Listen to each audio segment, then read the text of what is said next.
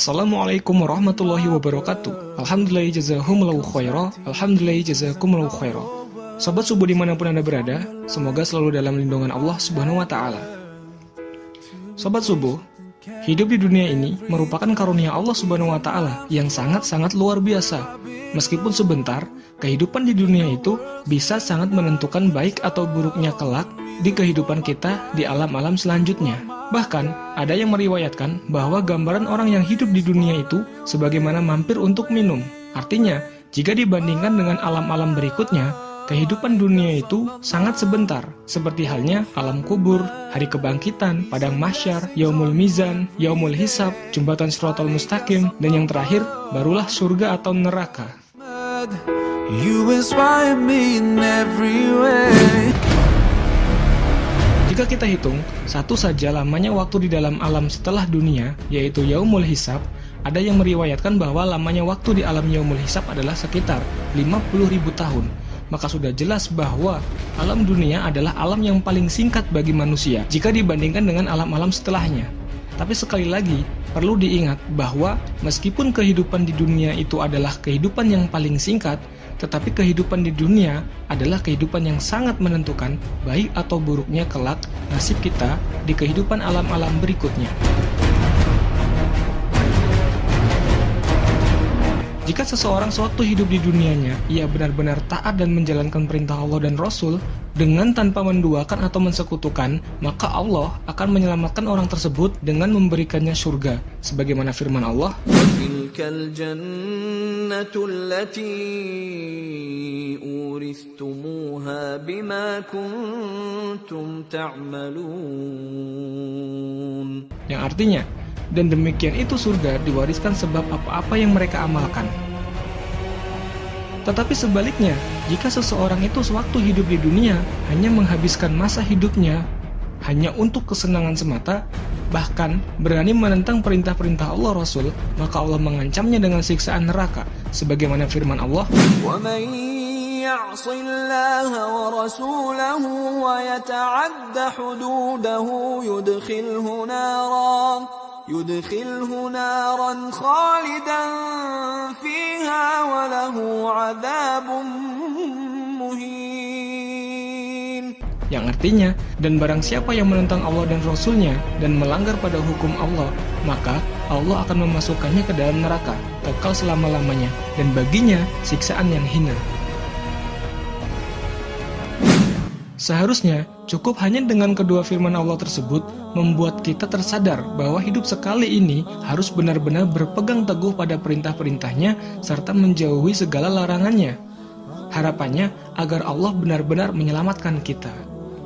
Akan tetapi sepertinya, iblis laknat jahanam tidak akan membiarkan manusia enjoy beribadah begitu saja dan selalu berupaya untuk terus menjerumuskan anak Adam ke jalan yang sesat dan menyesatkan. Akhirnya, meskipun ia merasa aman-aman saja, banyak manusia yang perasaannya beribadah lancar, ngaji tertib, sedekah tidak pernah terlewat, namun sejatinya amalan mereka tergerus oleh perbuatannya sendiri tanpa ia sadari.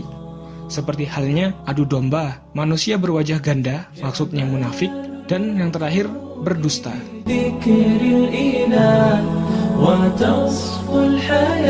Ya, nyatanya ketiga sifat buruk tersebut masih eksis dilakukan oleh oknum-oknum yang masih merasa jamaah, tetapi sejatinya amalan-amalan yang ia kerjakan sama sekali tidak menghasilkan pahala.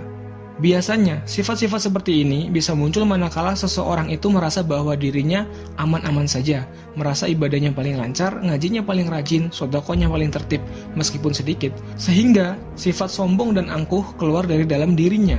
Karena merasa dirinya sendiri adalah orang yang paling baik di dalam majelis atau kelompok tertentu, maka ia akan mudah menilai setiap keimanan seseorang yang ada di sekitarnya. Bahkan, mencari orang lain atau korban untuk dijadikan bahan adu domba, pergunjingan, memfitnah dengan kabar-kabar dusta.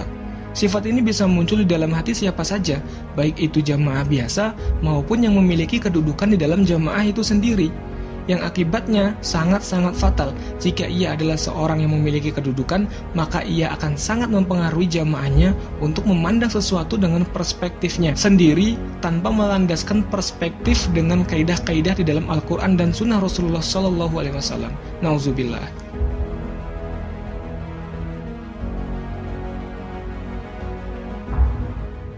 Di dalam sebuah hadis Rasulullah Shallallahu Alaihi Wasallam bersabda, "An Hudzaifah qala qala Rasulullah Shallallahu Alaihi Wasallam, la yadkhulul jannah qatatun." Artinya, dari Hudzaifah dia berkata bahwa Rasulullah Shallallahu Alaihi Wasallam bersabda, tidak akan masuk ke dalam surga orang yang suka mengadu domba. An Asma binti Yazid qala qala Rasulullah Shallallahu Alaihi Wasallam, la yahilul kadhib illa fi salasin.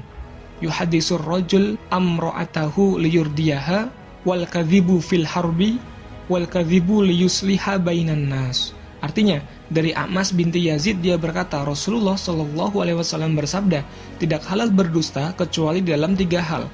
1. Seorang lelaki yang bercerita untuk menyenangkan istrinya. 2. Berbohong di dalam peperangan, maksudnya siasat. 3. Berbohong untuk mendamaikan di antara manusia.